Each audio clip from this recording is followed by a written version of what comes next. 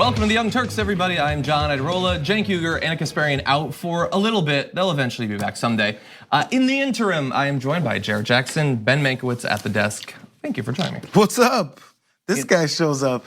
You know, I just for whatever reason, because I remember, I used to bring us in when I was here more. I can't wait. I can't wait to find out what it is. No. You did. You were this time. Oddly enough, you were great. No, I was just suddenly occurred to me, like here I am, sort of filling in, and it's been so long. I mean, it's a show and it's a big deal and it's a desk, and it was just because I was just talking to this.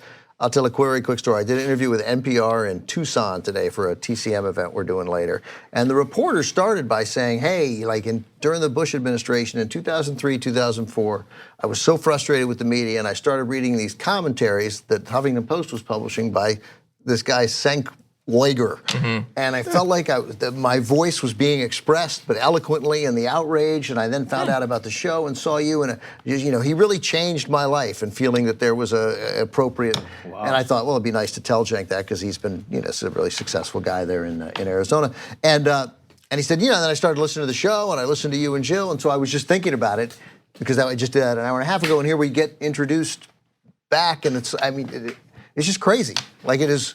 The history, you're saying? I mean, it's amazing that we're here in this big studio. Yeah, that's true. I mean, it really came from nothing. Yeah. And I briefly tasted just a little bit of the old, the what street was it on? Not Cynthia? Venice. I don't know. Before the other area of Culver City we were in, there was a very small office, basically. I was there for a couple of weeks before it transitioned over. But anyway, we have thankfully started from the bottom, and now there's some song lyric, but I don't remember. But we're here now, so that's good. Yeah. But anyway, thank you guys for joining me. You two are gonna be joining me the first hour. In the second hour, Brooke Thomas and Sally Kohn are gonna be stepping in. We've got amazing stories in both hours. I'm trying to think of what's like the most fun. Honestly, Ron DeSantis and Andrew Gillum had a debate in Florida last night, and one of Andrew Gillum's responses was just amazing. And so we're gonna be getting to that at the end of the first hour. It should be good. In the second hour, near the end of it, I have found what I think is a legitimate reason to talk about Red Dead Redemption 2. So if you're a gamer, you'll enjoy that in the second hour. But until then, why don't we start with? I can't do the second hour. For the record, I got. You know what? Forgot I got a thing with a guy. No, that's cool. You were invited. Anyway, okay. So we're gonna jump into the news, though. Yesterday's string of attempted bombings, attempted assassinations, attempted acts of domestic terror, however you want to refer to it, and I think all three of those are accurate, continued through to today with more targets being sent, pipe bombs and various forms of apparently explosive materials. And so we want to add to your knowledge of who is being targeted. There were 3 more devices found in Delaware and New York this morning. 2 were addressed to former Vice President Joe Biden, Delaware resident, and a third to actor Robert De Niro, who lives and works in Lower Manhattan. I assumed he was an LA guy. All of the 10 packages that have been discovered so far bore return addresses from Debbie Wasserman Schultz, a Democratic Congresswoman from Florida. There had been a belief a little bit later on this morning that the building that Nancy Pelosi's office in was also had a suspicious package. I haven't seen any updates confirming that, so I'm assuming at this point that it did not. Yeah, there've been a lot more than that of suspicious packages because obviously people are on alert, and then many of those have turned out to be false alarms. Now, these ones appear to be sort of consistent with the others that have been sent over the past 48 hours. A law enforcement official said the envelope and printed address labels on the package sent to Mr. De Niro were similar to those on explosives sent to former President Barack Obama, former Secretary of State Hillary Clinton, and others. And we talked yesterday on the show about Eric Holder had been a target of one, Maxine Waters was a target of multiples going up until last night. So if you pay attention to politics and you understand what's been going on, what's been said, who the villains have been laid out to be, this string of people is a very interesting and unique list, especially with Robert De Niro being included in it. I mean, we remember that at an awards ceremony, I forget exactly which one, he yelled F Trump, I believe it was. I think it was at the Tonys. I was thinking Tonys. I think so.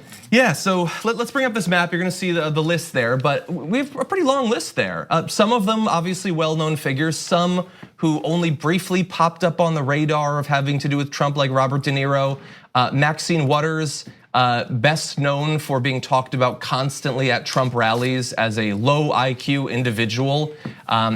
An accusation having nothing to do with her intelligence and everything to do likely with her race.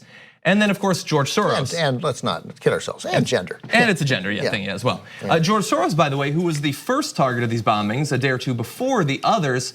What's interesting is that ads attacking him as being sort of like the puppet master behind political goings on in the Democratic Party have run since that bombing, actually. So the concern that possibly led to these bombs being mailed, that these people are demonized outside of their actual influence in politics, has apparently led to no moderation whatsoever in that messaging going forward, because George Soros continues to be attacked. And Donald Trump continues today, as we'll get to. Oh, we're gonna have a lot of that, in the media. Yeah. Exactly. So a couple of updates on the bombs themselves. Earlier, the AP reported that law enforcement officials said the bombs sent up until that point, at the very least, were packed with shards of glass. And I read a little bit later on today, NBC New York was reporting that some of the bombs apparently had flaws in their manufacture, making it so that they were incapable of exploding. The flaws apparently they were different between the individual bombs. Some were small, some were larger. And we don't know whether the flaws were intentional, so the bombs were designed not to explode. That might have been true of all of them, or if the flaws were there because they were sent by the kind of person who spells Florida Florids.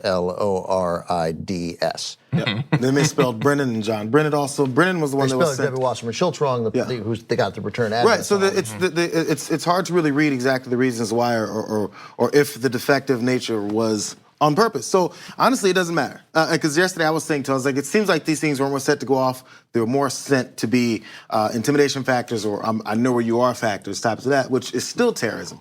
So I mean, now it's somewhere in the middle as far as there was effort put involved. You could stick like some kind of cylindrical shape in something with something on the end with a couple wires if you just want to scare someone. Yeah. But there was things that are included in bombs. You need something to shards of glass, BBs, things like that that actually hurt people. So there was some intention there. Yeah, the FBI is calling them bombs. Yeah, they're bombs. Yeah. And although there are still no apparent hard leads as to who might have done this, nobody's claimed credit or anything like that. At various points today, I've seen people are reporting that Florida is considered to be the origin point of at least some of the bombs, right. and so they're searching there. Which would make sense, given that they sort of the strange focus on Debbie Wasserman Schultz. Yeah, and so look, we're gonna get in a second into the blame that's being laid by those on the right, but it is interesting. I mean, Robert De Niro, Maxine Waters, Debbie Wasserman Schultz, who she was the head of the DNC, but she hasn't exactly been all over the news for the past year and a half plus. Like, these are some slightly esoteric figures to day-to-day politics, unless you're paying attention to certain streams of political communication. Yeah, I don't want to read anything into it because, I mean, De Niro qualifies because he's famous, and that got a lot of coverage, the F Trump line, right? So the Debbie Wasserman Schultz thing would suggest that it was somebody in Florida. That's why they would know her, right? Okay. I mean, only unless you were, significantly following the Democratic race would you think you would be out. But again, she ran. She was Hillary's head of something. Well, but all that was weird because she was totally impartial, though. Obviously. Yeah, right. And if you think about the irony of what's going on here also, this is America, obviously, right? Still. And we have this fear of terrorism, terrorists, our borders being porous, people coming in, doing this, doing that to us. But we continue to ignore how it's homegrown here. I mean, we were concerned about gun massacres, gun violence, mass shootings, all that stuff, because it's homegrown Americans have so many more guns than anywhere else in the world per capita that it kind of matches up. But now we're going with bombs more. And this many, now we're at 10 now, have been sent around the country. And there's not much of a recognition that whoever sent this around is most likely American. It's not because the caravan is coming from Central America. I was just going to say, it could have been one of those ISIS guys in the caravan, like who went ahead on a scouting mission. Yeah, right? Yeah, he ran ahead. He got into the U.S. And if nothing else, what have we learned from all the terrorist attacks that we've been talking about consistently in recent history, recent political history since like 2001 with one of the biggest ones ever, right? So what we've learned is to do it ourselves. And we're not like the secondary thing after you say, how do we stop this, is who have we become? And maybe it's who we've always been. It's just we decided to go this route finally. I will just say, I understand not wanting to, I guess at who it might be or move ahead of the evidence and all that. But I will say that the people who are like tweeting at me, until we have hard evidence, we can't guess anything. Well, I'm not sure that that's exactly true. Like, if all of the targets are Democrats, it's not equally likely that it's someone on the left or someone on the right. It's not impossible it's someone on the left. Certainly, that is within the realm of possibility. But it's not like if all of the, like we were just talking about baseball, if everyone on the Dodgers was targeted for assassination, it's not equally likely that it's someone that hates and loves the Dodgers. It's probably leaning in one direction, probably. That's all I'll say. Okay, why don't we turn to the blame being laid? I try to tie it into sports to bring it in. I love it when John talks baseball. It's really great. I have been to a Dodgers game this year, so I can talk about baseball. It's a great baseball reference, John. Well done. It's a team. It's the local team, right? Yay, a local team. Okay, let's turn now to the blame being laid. Donald Trump, members of his administration, and right-wing media have been very quick to condemn the victims of the attempted bombings over the past 2 days. Many people, including myself on the Damage Report, predicted that this would be the case, although it seems ridiculous. We're gonna show you videos in just a second. I do want to acknowledge, though, what I think is a historical occurrence that we are experiencing right now. I don't know that it has ever been the case that widespread attempted acts of domestic terrorism have so readily and quickly and universally been greeted with apathy, disinterest, conspiracy theories, or even victim blaming, as in this case. I mean, based on what I've seen from most of the high-profile Fox hosts, they could not even pretend briefly to give a damn about the fact that multiple former presidents, vice presidents, high-profile politicians, celebrities were almost simultaneously the targets of bombings. And the conspiracy theorizing started on Fox News relatively early in the day, then bringing in guests saying it's a false flag. That has proceeded through to Fox Business and to politicians as well. Did anybody really use the term false flag? That is all over Twitter. Like people who are brought on Fox News, these are the rights pundits and things like that are saying false flag. Rush Limbaugh was saying instantly that it was from the left. Obviously, Alex Jones is everything's a false flag, so that wasn't that surprising. We're gonna have a little bit from Lou Dobbs as well. I want to start with the president though, because obviously we were waiting to see who would he actually lay the blame on, and so we have a couple clips for you. Here's the first. Those engaged in the political arena must stop treating political opponents as being morally defective. Have to do that. The media also has a responsibility to set a civil tone and to stop the endless hostility and constant negative and oftentimes false attacks and stories. Have to do it. Have to do it. They've got to stop. Okay, so what you're seeing there is the media is causing this. I mean, we can bring up this tweet and you'll see that he has continued with that messaging. A very big part of the anger we see today in our society is caused by the purposefully false and inaccurate reporting of the mainstream media. So that was sent out less than 24 hours after CNN had to be evacuated because people were worried that it was going to explode. He went back to saying they are purposeful liars. He didn't say any of this state yet. He'll get back to that soon. They are the cause of this. So again, has the president of the United States ever blamed the victim of a terror attack for being targeted by that terror attack? I don't remember that. If that has happened, I've missed it. But on top of that, in his messaging, we're not gonna play all of it, but he says that civility is the problem, people aren't civil, and he references the media. He says you shouldn't be mobbing people in restaurants, so it's the left-wing mobs they've been talking about, they're to blame. He neither mentioned any of the victims, any of the targets. He didn't say any of them. And according to sources, he has not reached out to any of them, including the former president who was almost murdered in this way, the billionaires, the celebrities, the politicians, some sitting, some former. He has not reached out to any of them so far as sources know. Yeah. So in all of the ways that this could be an inadequate and in fact horrific response to a set of terror attacks, that is what this is. I've like everybody else, and it's part of what he does so effectively is I'm no longer moved in any way by the cruelty or crassness or lack of a deft touch. Lack of any human empathy that he has. What we should at least at a bare minimum be struck by is his continuing effective gaslighting of America. Like he says that the media needs to set a civil tone. I mean, he is the perpetrator of the tone in America. He and his a band of supporters and enablers in Congress. That's who's responsible for the tone in America. It's not 50-50, it's not 60-40, it's not 70-30. I don't think it's 80-20, right? No. It's overwhelmingly on them, overwhelmingly on him. But he has changed the narrative because he somehow has this ability to make it they effectively changed the narrative to an extent this week to where we talked about eventually you have to respond to the madness of the left-wing mobs. Right, and the God forbid that Mitch McConnell had his Dinner interrupted. His dinner interrupted, right? And I heard it's been talked about on the show, and I wouldn't yell at anybody during their dinner, but it's not that bad. Left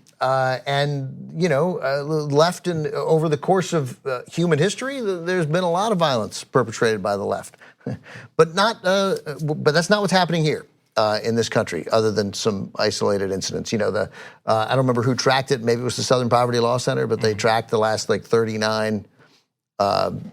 Somebody tracked the last 39 moments of occurrences of political violence in this country, which would include the horrible shooting of Steve Scalise in Washington, and there was 37-2. Yeah, it's been documented, and it's one of the things that they've always ignored. The right-wing violence that comes, political violence that comes in the country. We're talking about the gaslighting, the degree to which the number of things that they continue to lie about. I mean, talking about the administration in general, because he needs his support group. Whoever isn't a part of that support group has to get out. So we're going to get to Sarah Huckabee Sanders, but it's flooded with so many false statements. It's hard to really keep track. And we've said this before. It's hard to keep track and dispute each of them as they continue to throw them at you. So you can go, well, as he says, hey, Maxine Waters has said, hey, make sure that they feel your presence. Make sure they can't go anywhere in public without being shouted down or told that they don't belong here. That was this year. We're talking about when this man started his campaign like that. So if we're gonna go with the flow chart of who began all this, this was 2016. This is 2015. This is when he wasn't in office. Keep it real. So if we're gonna go with where it all started, it obviously was with him. And then after that, once he's found this active group of continued haters, he built that his entire platform with it. Yeah, well, and again, I would say, for whatever Maxine Waters said, she doesn't have. We could show the montage. She hasn't said many times.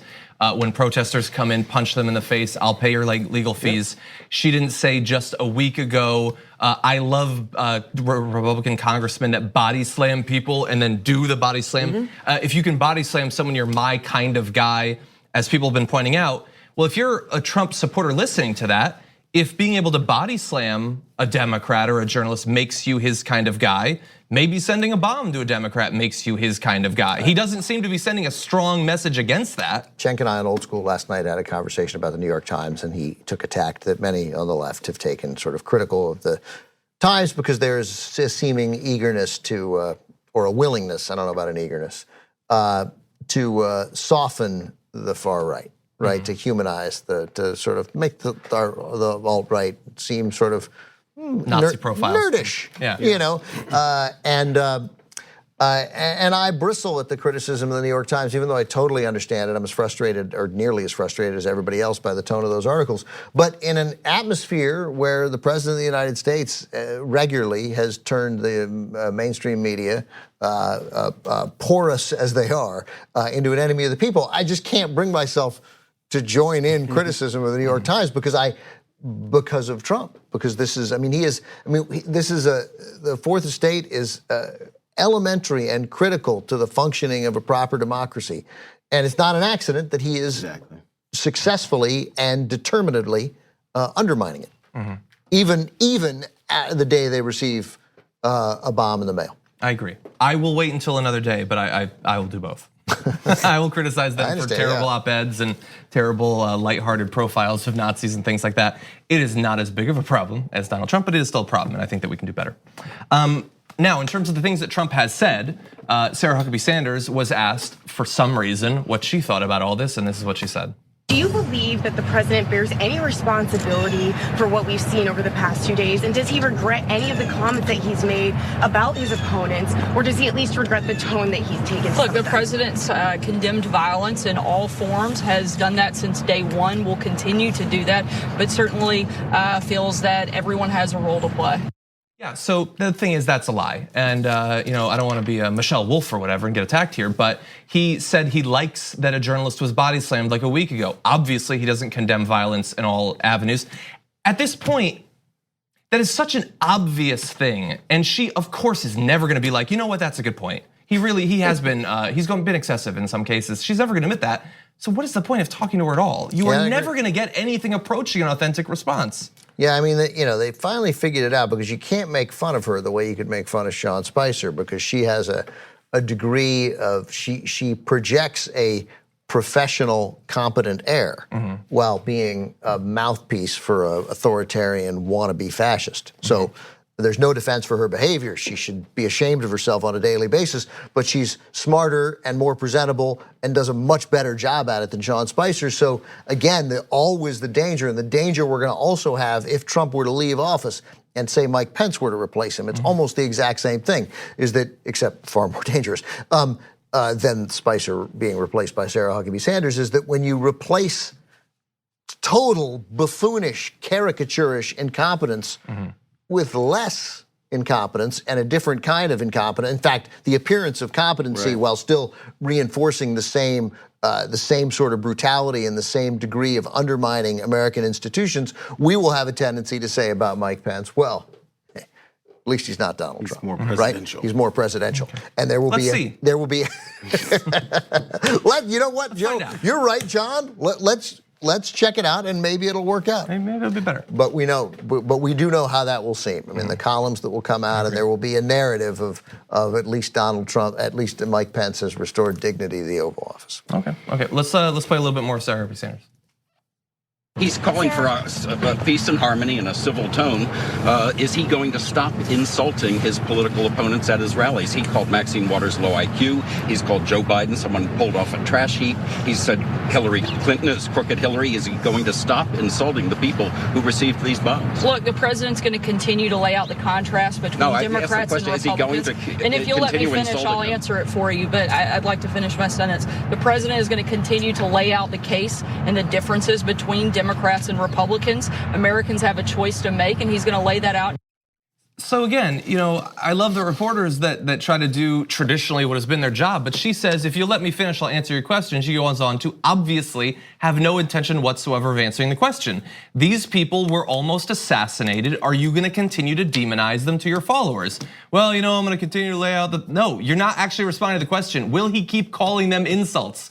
And she knows the response, she knows the answer, she knows what he's gonna do, and so she evades constantly. Again, why are they talking to her? Yeah, again, she's much more dangerous than Sean Spicer because he was easy to make fun of. He would smile and... She's a much bigger threat to stability and to American institutions, even some of the American institutions that we should probably keep. By the way, that was Chip Reed of CBS News. Yeah, I like her on record. I mean, okay, I'm okay with continuing to talk to her because it's on record continually of what she's going to continue to. So as this all comes together, says before there's proof, we can match up directly with what Trump has said and what he's lying about now. So as she's lying about it later, be like, oh yeah, that time on October 24th when you also said nothing is being done. It can keep being filed. That's all I'm looking for. I think in a more rational world that would make more of a difference. But we live in a pretty bad one. Okay, we're gonna take a short break. When we come back, I wanna touch on Lou Dobbs as sort of a crystallization of the denial of the severity of these terror attacks. And then we're gonna have just a little bit of fun at his expense.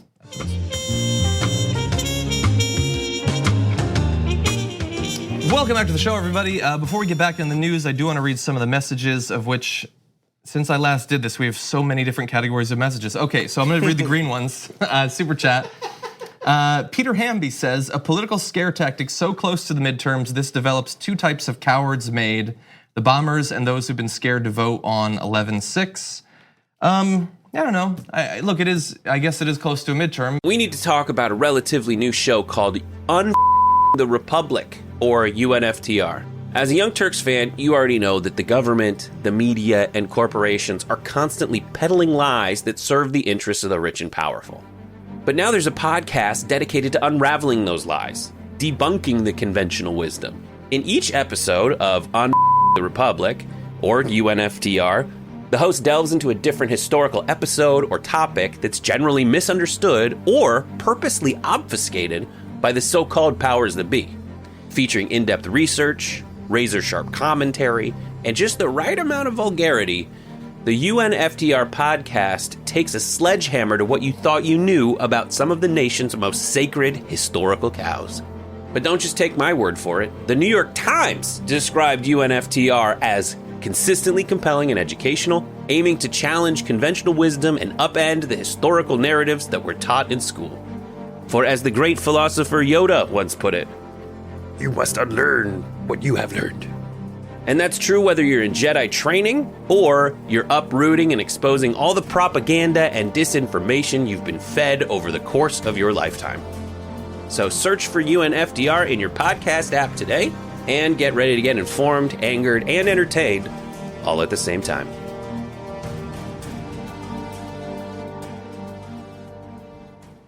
It's also possible this is someone who was hoping to kill or injure people around some prominent Democrats. Let's see, Sean King, different Sean King, says, if there was fantasy TYT like fantasy football, this would be my dream team. Hey, did you hear Cenk and Anna had a great show yesterday? JR, Ben, and John, quote, hold my beer. Hey, that's pretty nice. Nice. In the future, if you could express these sorts of thoughts without talking about fantasy football, that would be great. But thank you. That was very nice of you. Right. Actually, John got excited with fantasy, then just checked out on football. I don't understand. The fantasy is so good. Why do you need to like just switch over into the football? As you hold my beer, hand it back, nod like it, please. Yeah. And let's see, member comments. Matt Strackbean says, the logic used to justify false flags can be used to justify double false flags, triple false flags, and so on. Where does that theorizing end? Evidence and facts matter. I mean, the interesting thing is I don't think it ends for some people, and I don't think it starts for other people. I think that we have, maybe it's always been that way, I'm relatively new to this, but I think the speed at which the right decided that this unprecedented wave of attempted bombings was obviously a fake thing meant to benefit the Democrats. Like, if there was any dissension or sort of double thinking, self-analysis, it wasn't visible on Twitter or on Fox News. No, they just decided, I mean, you know what? I don't like the feeling that right wingers might have tried to kill all these people, so it's probably the libs. Yeah, man, I would like to hear from one conservative who was gonna vote conservative, and maybe still will, but who thought, oh man, this is awful. Like, is our rhetoric so bad that it sort of fosters this sort of thing, encourages this sort of thing? I'm still going to vote for conservatives, but I paused. I find they got to be out there. Yeah, I would like. I mean, if there were 12, I'd be delighted. Look, Shep Smith, I guess he earlier this week was talking to Smith's not voting for Republicans. Yeah, that's probably true. But he's on Fox News. He was talking with one of their viewers about the caravan, and he was like, you know that they're just trying to scare you into voting. Like, right. He was very, very good on that. If you truly believe in what you believe in, you should have no fear in saying something like that. Yeah. So if we truly believe in the candidates that a lot of times we vote for, if one of them gets out of pocket, we can easily go, you know what, that guy doesn't espouse my beliefs. That's not who I support. And you got plenty more that you can support because that's who you actually are. It's called a small thing called principles. Okay. Look, you want to have a little bit of fun? Nope. I know that you guys want to talk about this. Say no. Let's talk about Lou Dobbs then. I was going to do it whether he said yes or not. Lou Dobbs is both a ridiculous figure and also kind of a dangerous guy. And in this video, we're going to show you both. First, to have a little bit of fun, here he is talking about the migrant caravan working its way through Mexico. And our top story tonight, the caravan of mostly Central American immigrants is now in the Mexican city of Guadalajara tonight, where... Hold on, Lou. I didn't quite catch that. Can we play this next one actually and see what he was going for there? Mexican city of Guadalajara. Now I got a full credit to Seth Meyers and Late Night with Seth Meyers. A closer look. That's where I saw this the first time.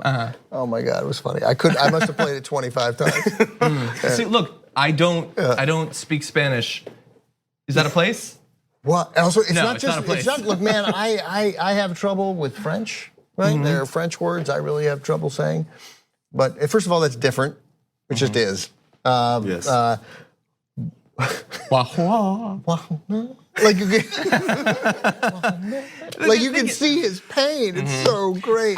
But I think the pain, look, I've mispronounced things and I will continue to, that's my right. I think the pain has a little bit less to do with his obvious unfamiliarity with and distaste for Spanish, and more to do with that, as we always say, these are robots that sit down in front of a teleprompter and expect that their talent that they have is that they can read off the teleprompter. But he doesn't know that word and he doesn't read the script probably, so when it just pops up, He was like one line above it, didn't know that he was heading off a cliff, and then he sees it and he's like, whoa. I'm looking for it. Ever since I've heard it, I've been thinking, I couldn't which find one it. is it? I couldn't find it. I started with Guadalajara, right?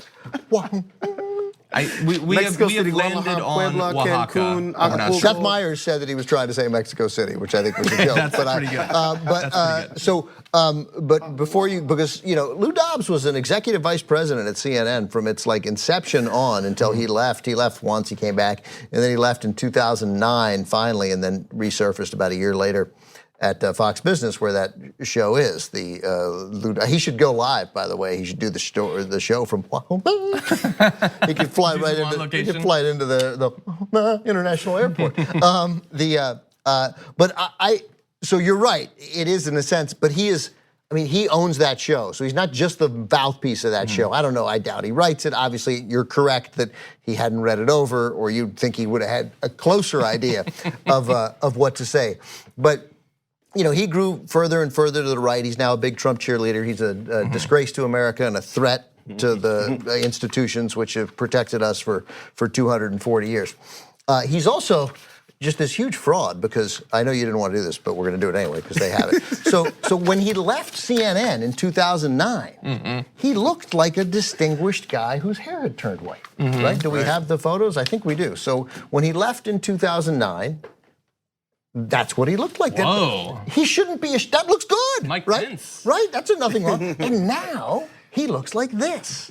I mean, come on, man. I get, I feel bad. I now understand that I think the color he was going, he went into the beautician and he was like, look, I'd like, if you could dye my hair and turn it into, I'd like it to be a walnut. And they were like, I don't know what that means. Red? Nobody wants, I get that you don't want to go gray or whatever, but your face ages. Your hair has to age a little bit. Look, man, it can't be moving in the opposite direction. I'm not saying I'm never going to dye my hair either, by the way. Right now, I don't. But if your hair turn, no, I don't. But if you see your hair on television, right? If it turns white on TV, well, man, the cat's out of the bag. Yeah, it's too late at that point. We know. Yeah, right. Exactly. Now, as I alluded to, he is not just a buffoon, he's also a dangerous guy. By the way, there was a little bit of that in that clip. I don't know if you caught it, but where he said mostly Central Americans. Now, look, it is possible that he is making this like very nuanced differentiation between people from Mexico, Central America, South America. Maybe that's what he means. Maybe he's trying to imply that there's Middle Easterners in that caravan. I think with him in particular, we don't need to give him too much credit. But it goes beyond that. In tweets that he has since deleted, he was, let's say, not buying the whole domestic terrorism thing yesterday and today. So he said this on Lou Dobbs Tonight, this is yesterday. I'll take up why FBI and ATF hasn't informed the public about contents of suspicious packages, whether hoax or bombs. They were clearly designed to influence election. Why? I like to think that he asked, why am I writing this? This is absurd. He then went on to, like, that's complicated. You gotta read multiple sentences, there's punctuation and stuff. Then he just says, fake news, fake bombs. Who could possibly benefit by so much fakery? Look, he's running the show and he's using MAGA. He's using hashtag MAGA. Then let's see, he goes on. Fake news has just successfully changed the narrative from the onslaught of illegal immigrants and broken border security to suspicious packages. Let's get back to left-wing driven caravans and the Dims who encourage them. So again, just the hold on. I mean, I'm sorry. Can you put that tweet back up real quick? The last tweet. Last tweet. Fake news has just successfully changed the narrative. No. You guys made up the narrative, right? I mean, I'm not saying the caravan doesn't deserve some news coverage. Not for the reasons they're covering it, I would say. But they totally created this coverage. They decided, I mean, Fox News decides every day what to cover. And as Jonathan Larson, the head of TYT Investigates, would point out, that how you cover something is less important than the decisions you make about what to cover, right? And then how you cover it, of course, matters too. And what Fox does is deciding this is what the thing is.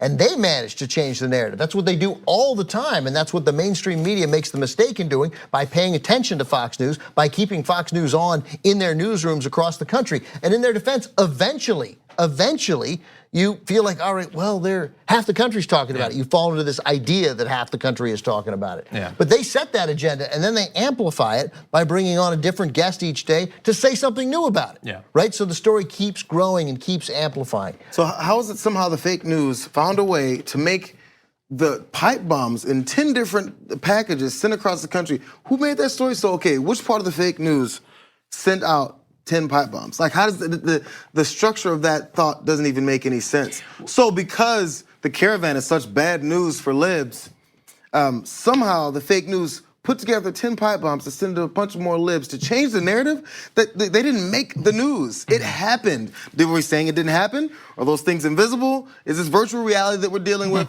Because they happened. They're there. I mean, if this is the deep state and corrupt Dems, I mean, once again, Dems. Dims, corrupt Dims. That's actually a little clever. It's not new. It's better it's not than even Demon new. Rats, Is that- I've not but seen No, it's not I've them. seen it. It's irregular.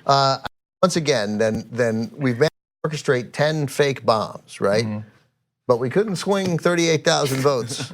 You know, Couldn't do it. we got 3 million more votes than your guy, right? Did they send any bombs to Wisconsin? Right. Didn't think of it. Yeah, George Soros. So George Soros put that bomb in his own mailbox. Yeah, it was a risky move. Yeah, this is their TV show. This isn't CRTV or YouTube. This is a TV show that gets millions of dollars spent on it. And he just says left-wing driven caravans. Is there any evidence after 2 weeks of them covering it that the left wing is involved at all in what apparently is another spontaneous caravan of the sort that has existed for literally years, if not decades? No, but he can just say it, even though he's paid millions of dollars and he's considered reputable by some people. The Dems who encourage them. And I don't think he's saying that the media sent it. I think what he's saying is stupider. He's saying that the media, in covering it at all, is helping to change the narrative. They should have been able to see that obviously these 10 bombs are fake, as he does, and they shouldn't have covered it. That is absurd. And it's great projection too. Like, only in a place like Fox News that actually does coordinate their message across multiple shows could all of these other places at CNN and MSNBC have chosen together not to cover it or to cover it. He actually thinks that other media outlets work the way that Fox News does. But as he said, fake news, fake bombs. Now that is just accepted. Go on Twitter, go on Reddit, all that. Right wingers just accept it. Let's bring up this picture. This was outside of the Senate debate in Florida. Fake news, fake bombs. So they just accept, yep. And again, I sort of said this at the outset, and I know we don't have much more time, but we have come to accept, we have normalized so much in this country. If in 10 years ago, there had been a bomb sent to the former VP, that would have been the biggest news story for 1 to 3 weeks. It's 10 in the last day, and instantly it was fake. Instantly, it was a distraction and a hoax and a false flag, not just on some conspiracy theorist show, but on the biggest right-wing media outlet on the planet. Instantly, it was fake. And we've just accepted it. And a significant portion of the country is saying, I don't care.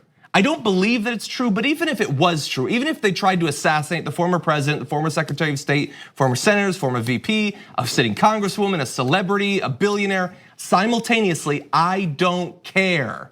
That is America. And sadly, they don't care, but at the same time, if there's a news article that's well sourced and written about something that's actually happening in Washington, D.C.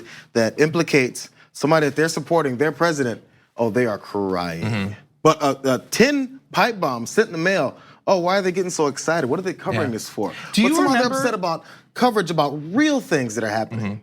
That's what they're crying about. Imagine if we were able to coordinate in 10 cities across the country, random people threw 10 glasses of water on 10 right-wing pundits.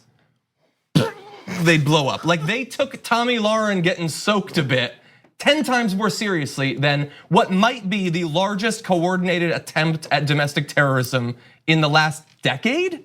At least, I don't remember. I mean, there's been attempted abortion bombing, abortion clinic bombings, but this many simultaneously, and they can't even pretend to care. Let me tell you something about liberals. I have never successfully dialed in to a conference call on my first try. And I don't think any others have either. Because they give you the code, but the code is on your phone and you gotta dial the number and then you gotta look back and get the code and it's like, okay. And you're like, yeah, 237-985-143 pound, 287-943-185 pound. Ah!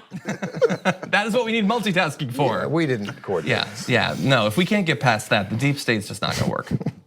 Okay, we do have to take a break. When we come back, Bernie Sanders has an op-ed out trying to draw national media attention on a very important issue we're gonna discuss on the other side of this break. We hope you're enjoying this free clip from the Young Turks. If you want to get the whole show and more exclusive content while supporting independent media, become a member at tyt.com/join today. In the meantime, enjoy this free segment. Show everyone a couple comments I want to read. Let's see.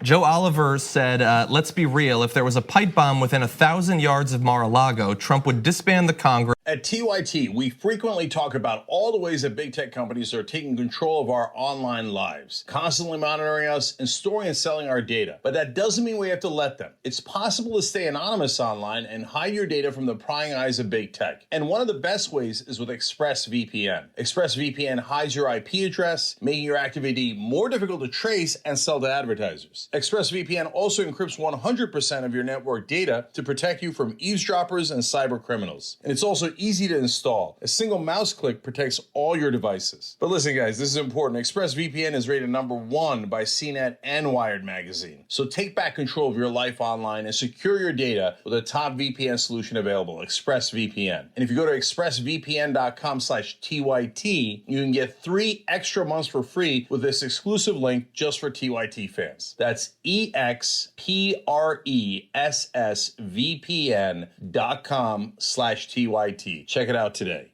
Declare himself the leader and delegate all governance to Crown Prince Jared Kushner. I like that. Let's see. Loco Movie Watch said, I will say that it sounded like Lou Dobbs was trying to say either Oaxaca or Guadalajara, but the caravan is not close to either of those cities, so who the hell knows? Oh, is that right? So JR and I decided that it was Oaxaca. Yeah. Yeah. But if the caravan's not close to there, maybe not. Who knows? Well, all cities in Mexico are close, aren't they? Gabby tiny, Morita tiny said, country. Nothing more perfectly encapsulates the temperament of conservatives in the US right now than Lou Dobbs trying to play the victim after his political opponents were just sent bombs in the mail. That is a very good point as well. And as someone else pointed out, in attempting to frame this as a false flag, like this is definitely benefiting future terrorists. Like when have we ever, like a terrorist has tried to blow up something, failed, and we say, they probably weren't trying to kill anyone. When have you ever seen that messaging from the right? It was just a stunt. Charlottesville? Yeah, maybe, if they know it's a right winger. And Brett Decorn in the super chat said, one question for John that will determine if I join with John or Anna. I hear you paint miniatures, do you play Warhammer? And I say this even knowing that Ben is next to me. I do not play Warhammer, but I did previously play Warhammer 40K, so I will say that. What sentence was that? What this means. I do not play Warhammer, but I previously played Warhammer 40K. See, here's the thing. Ben's a sharp guy. He didn't have any inroad to what I was actually talking about, but he knew that if he put in that voice, he'd get far. Yeah. Well, first of all, John, as usual, I wasn't listening. It's the game. Anyway, and I put on my Instagram, I posted, Anna and Jank had been talking. Anna blew up my spot and said that I paint these miniatures as like a relaxation thing.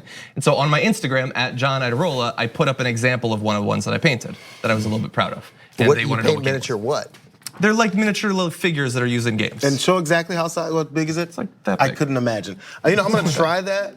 It's and difficult. Then I'm gonna record the 35 to 40 seconds before I feel it. Can you? It's how big are they? And do it to your camera. They're a few- How big are they? So Okay. we can get a sense and do it to your camera.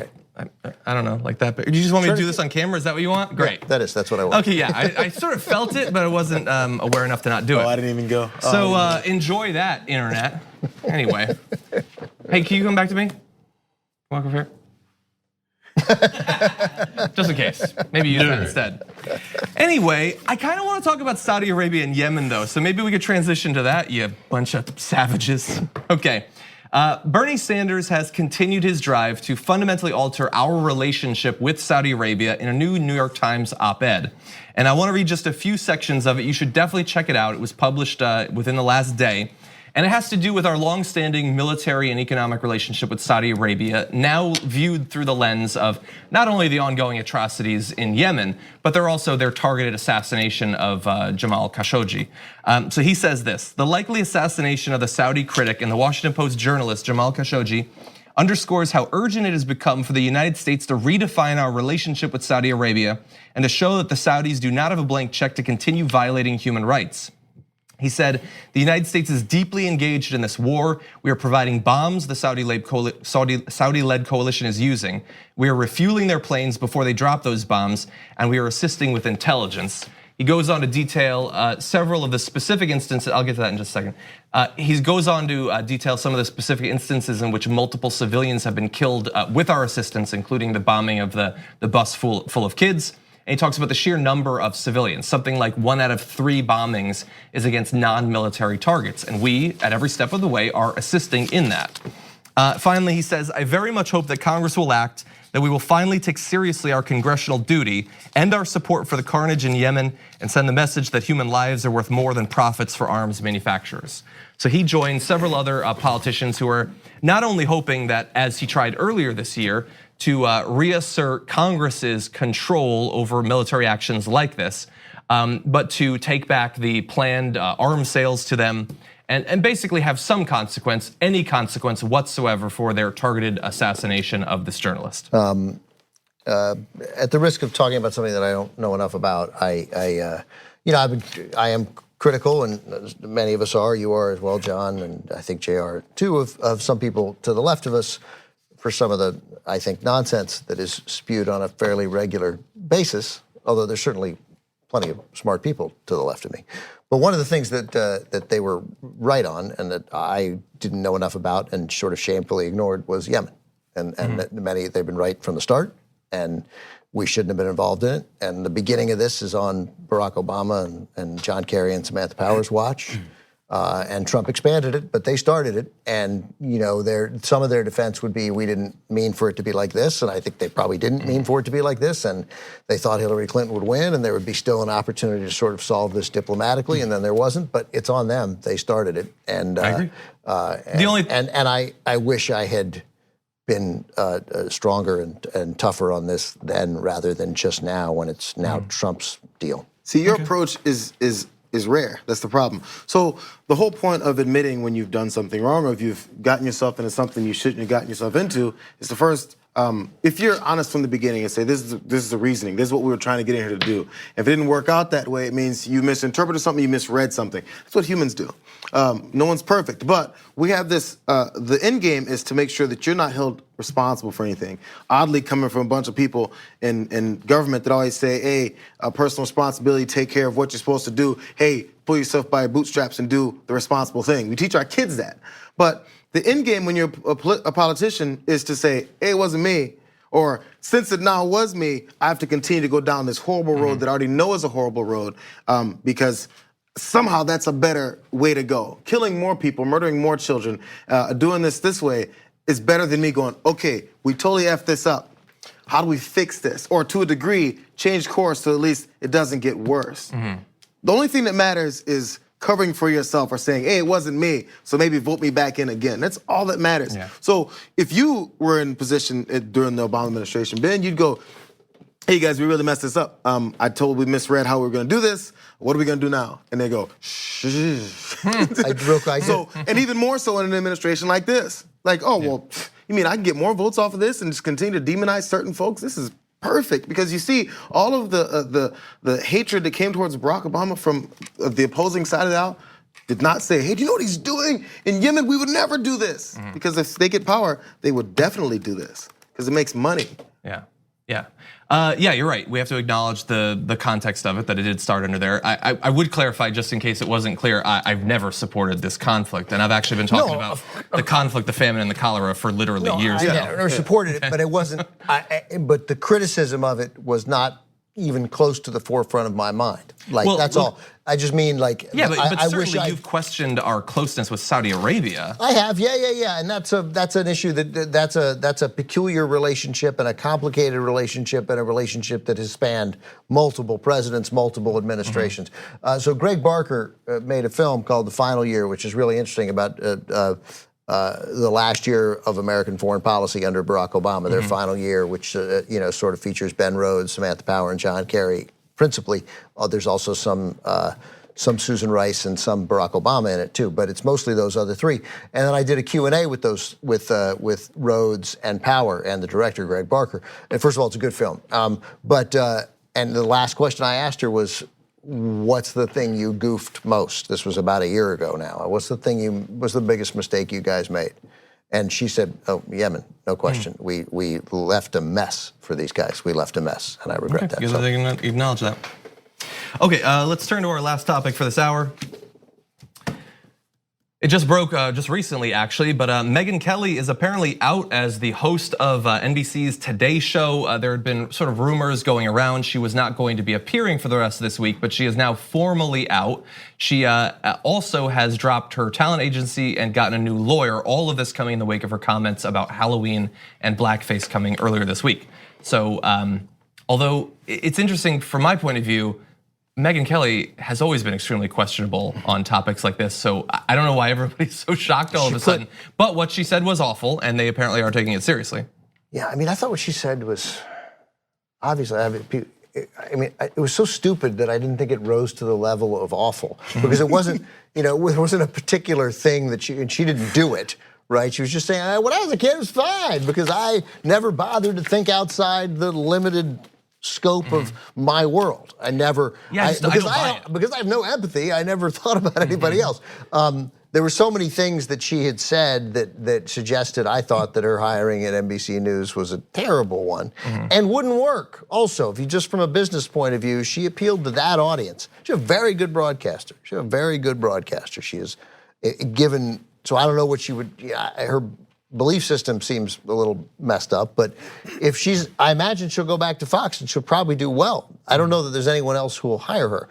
NBC News also made the decision to get rid of a pretty popular last hour of the morning show with Hoda Kotb and Kathy Lee Gifford, and replace it with Megyn Kelly Today.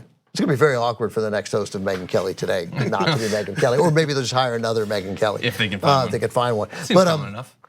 So I don't know. I just find it surprises me that this is the thing that got her. It's so surprising to me that I think that the ratings were bad. She's making $23 million a year. So I think my guess is, and it's just a guess, that she was done anyway. Like they were gonna. They were figuring out maybe it was going to happen at the first of the year over the holidays, something, and now this happened, and they're like, hey, let's get this going now. But they're going to have to pay her a tremendous, because that just didn't seem fireable to me. And her apology was actually pretty good. Yeah, as apologies go. The thing is, her apology as far as is different than most, because apologies always get bungled. Somehow, I'm always confused as how someone's apology goes. I can't believe you'd say that to me. You should be sorry. But.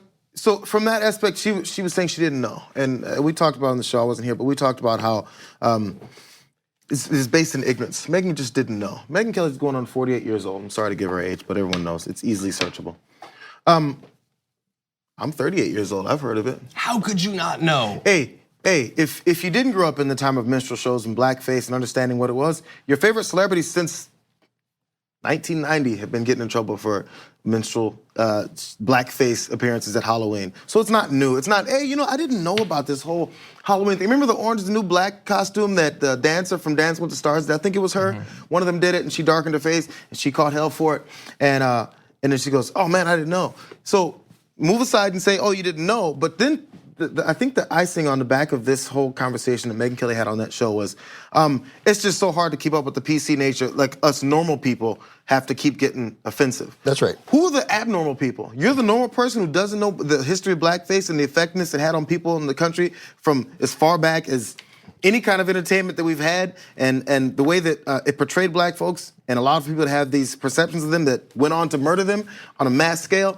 You don't know about the background of anything of that. If you don't, be quiet and wait and learn. Instead, after she caught backlash, then she says, you know what? It's time for me to start listening. You should have started listening a long time ago. Back when you told that 14-year-old black girl who was getting beat up by police in Texas, hey, maybe she shouldn't have been doing that to Santa Claus and Jesus were white. She's no angel. She was no angel. How do you know? Right. Okay, so I don't want to make you can't make full assessments on someone's potential discriminatory basis is off of a few things that they've said, but there's been several. And she's not dumb, as you said. No. She knows. Yeah, she's smart.